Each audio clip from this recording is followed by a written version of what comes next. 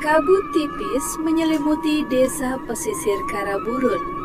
Terlalu sunyi untuk terasa normal. Di ujung jalan, berdiri rumah tua yang mulai rapuh dimakan waktu.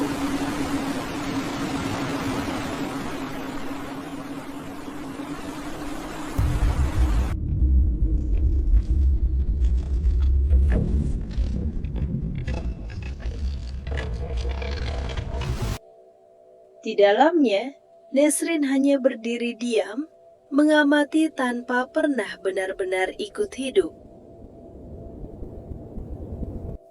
Burada seninle oturmak çok güzel. Zehra dan Kemal tertawa pelan, seolah dunia mereka baik-baik saja. Bu anı hep hatırlayacağım.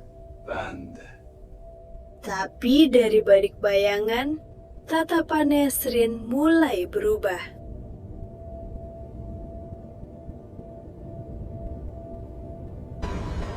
Malam itu, lampu tiba-tiba padam.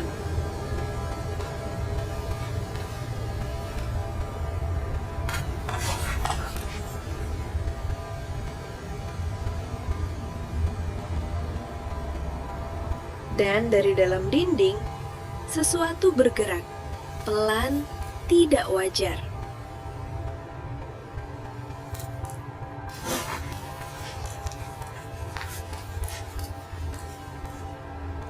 Nesrin melihatnya dan justru tersenyum.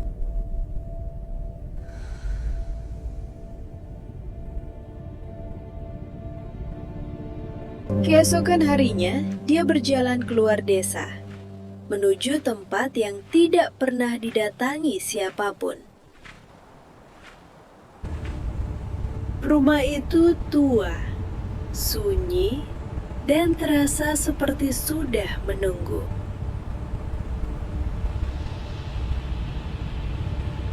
Seorang wanita tua duduk dalam gelap, menatap seolah sudah tahu tujuan Nesrin.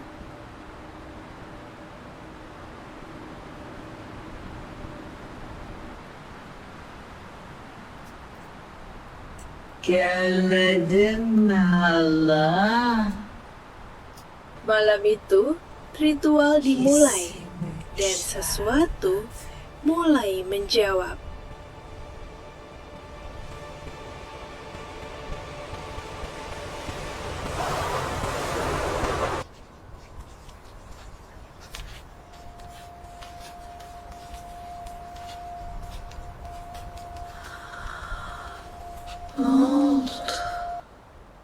Zehra terbangun di tengah malam dengan perasaan tidak sendirian.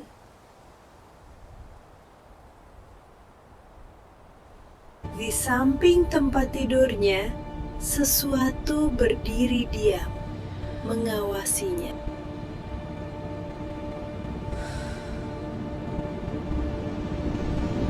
Pagi harinya, jejak kaki basah muncul dari arah yang tidak jelas.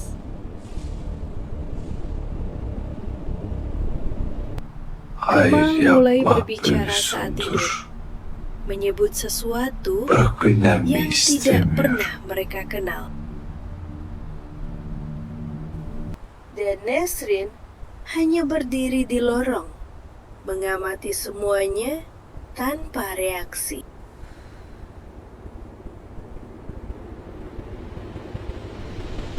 Malam berikutnya, Kemal berdiri di sudut ruangan, menghadap dinding tanpa bergerak. Toprak ve saçın hakkına gölgeler beni duy. Aradığımı bana getir. Perlahan, kepalanya bergerak dengan sudut yang tidak mungkin.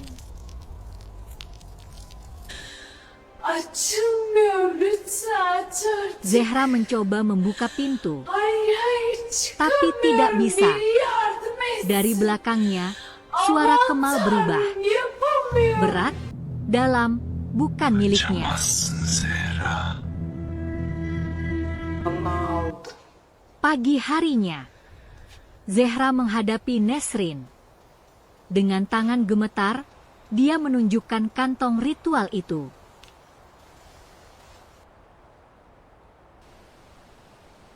Nesrin tidak menyangkal. Dia hanya menatap tenang. Aku hanya mengambil apa yang seharusnya jadi milikku.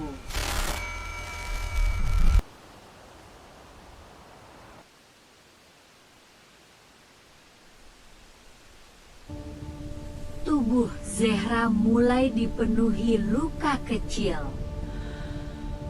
Muncul tanpa sebab. Kemal hanya duduk, menatap dinding. Seolah kosong. Kadang dia tertawa. Kadang menangis dalam waktu yang sama. Di depan cermin, bayangan Nesrin tidak lagi mengikuti gerakannya. Dan untuk pertama kalinya, bayangan itu bergerak sendiri.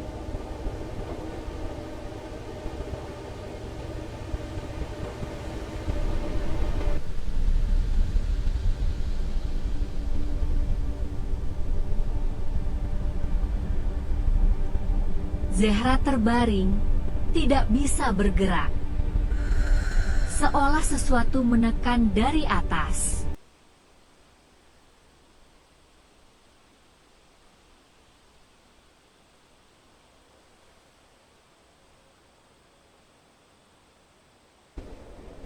Di ruangan lain, Kemal berdiri. Tidak lagi seperti manusia.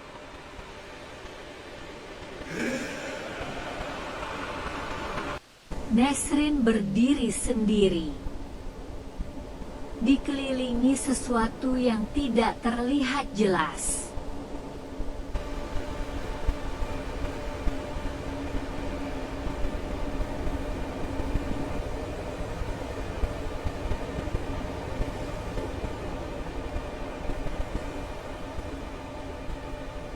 Keesokan paginya, rumah itu ditemukan kosong.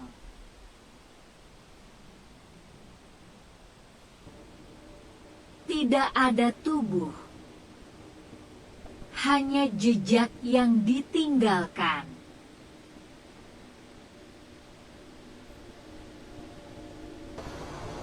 Di dinding ada goresan dalam, "Kami tidak datang, kami tinggal."